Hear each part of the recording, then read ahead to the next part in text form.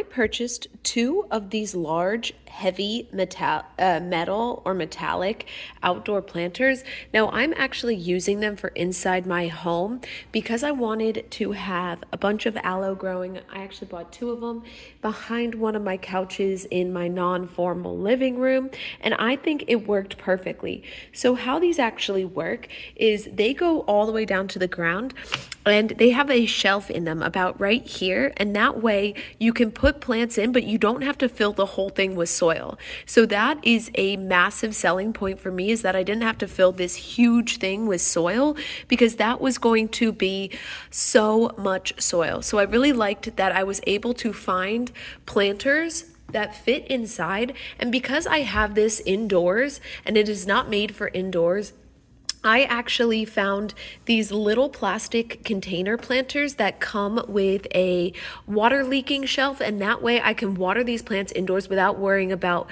my floor getting ruined by the water. So overall, I am really pleased with these planters. As you can see, they're really long. They have a very modern aesthetic and vibe.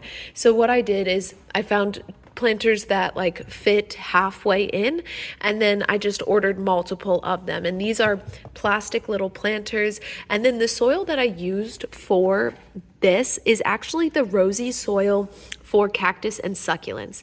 Now, I use aloe in my smoothies and I use it on my skin, so this was the perfect thing. I needed it to be indoors because aloe won't survive outside, and I use aloe pretty frequently to the point where I can have multiple of these plants growing in my house, and then I just come and rip off a healthy and fat juicy leaf and then use it for either my smoothies or for my skincare.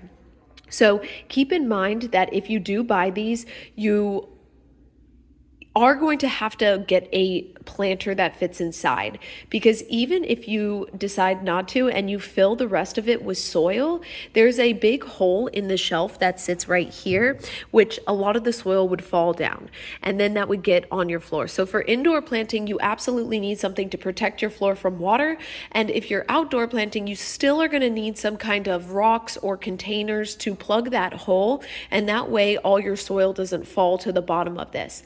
One thing I wished they had done is, because most of this is empty space, all this like whole bottom half is empty space, I wished they had created a panel that you could get inside, and that way you could store things such as your plant food or extra soil.